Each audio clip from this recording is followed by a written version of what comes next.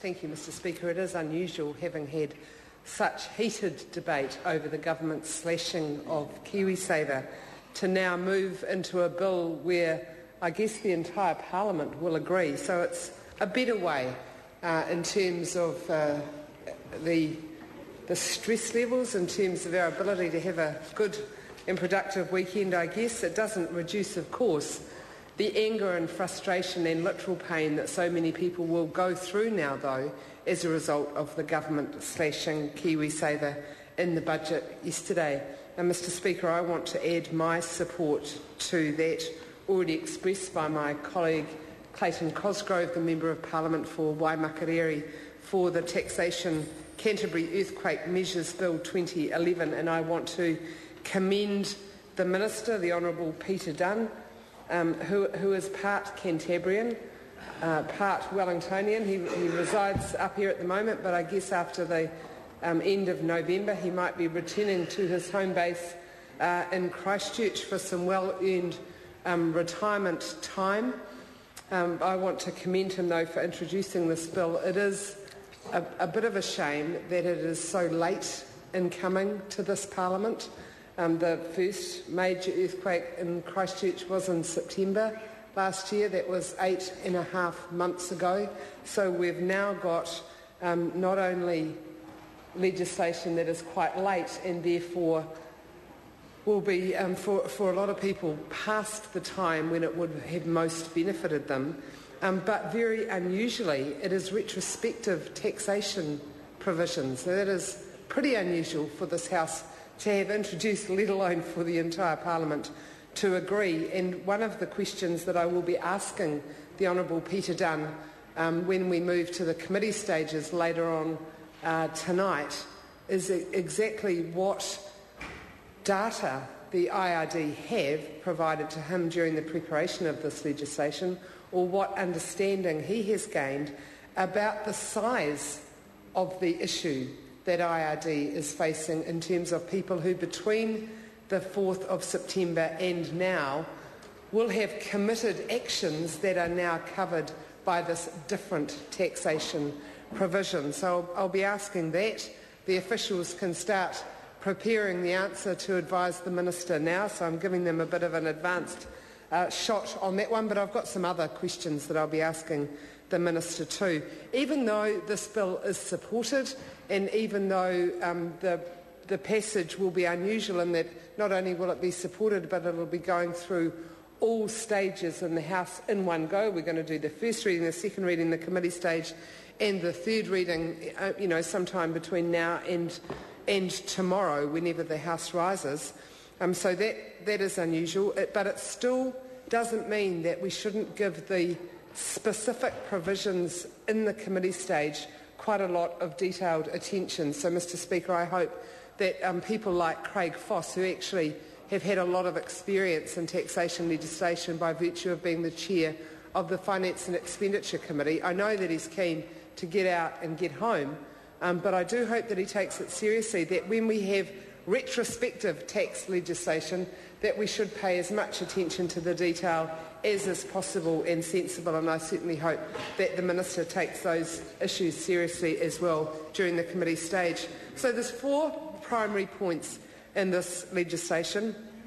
They're all related to tax issues, and they're all specifically tied to actions that had occurred as a result of the Canterbury earthquakes. As I said earlier, it is retrospective. It dates right back to the 4th of September 2010. It exempts from tax gifts given by employers to employees in the first 8 weeks after either the 4th September 2010 quake or the 22nd of February 2011 quake. I don't know why the Boxing Day quake isn't counted, and that's another issue, isn't counted as a separate event because the dates are obviously different in that regard, but it actually was a separate and significant event. So during the committee stages, I'll be asking why we didn't just count that as well. People who were in Christchurch on Boxing Day will share their experiences for anyone who doubts that it was anything other than a significant event. The second point is that it allows the Commissioner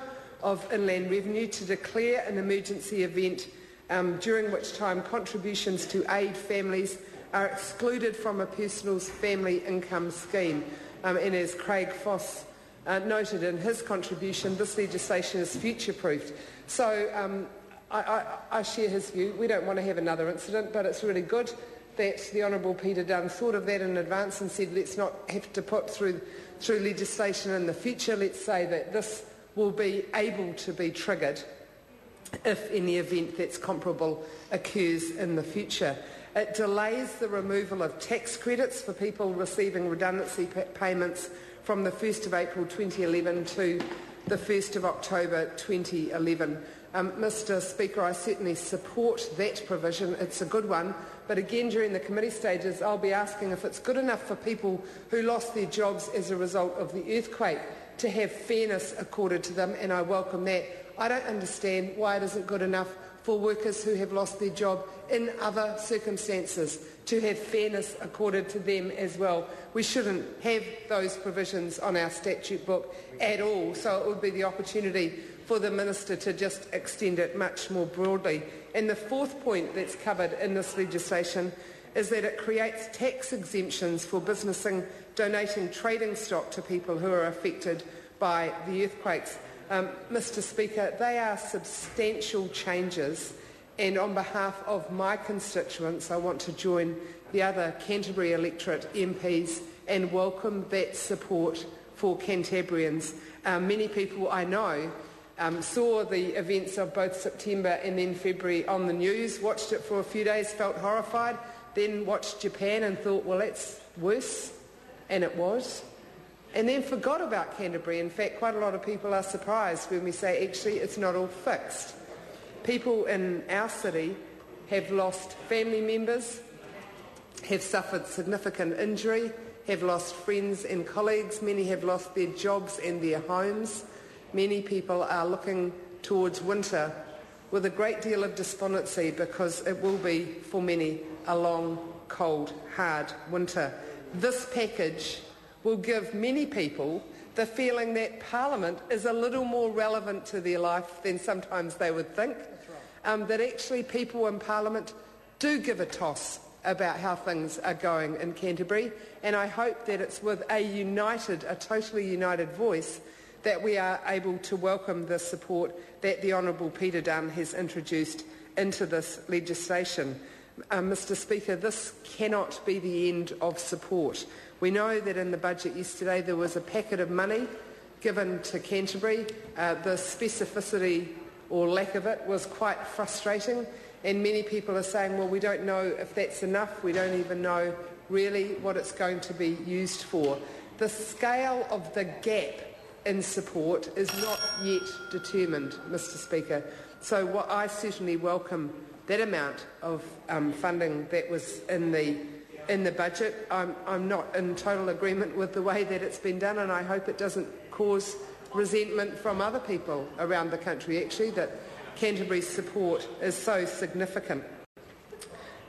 We know that since both major incidents and the Boxing Day earthquake, since 4th of September and 22nd of February, that Canterburyans have been overwhelmed, literally, by offers of support, not just from people in their own city who weren't as badly affected and were in a position to help, but also from people around the country and indeed around the world.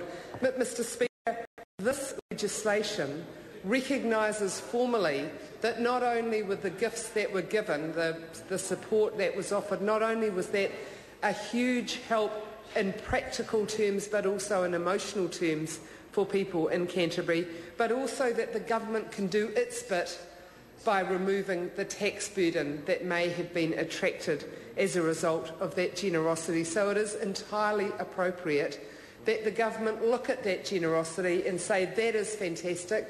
That's how Kiwis around the world, people from other countries, people within Canterbury itself, that's how we responded to other people's need, with support, with generosity, with offers of help. And the government has said that is a fine thing. Now we want to do our bit as well and make sure that we don't slice off a bit of the tax take as a result of that generosity. It's a good bill and I support its progress.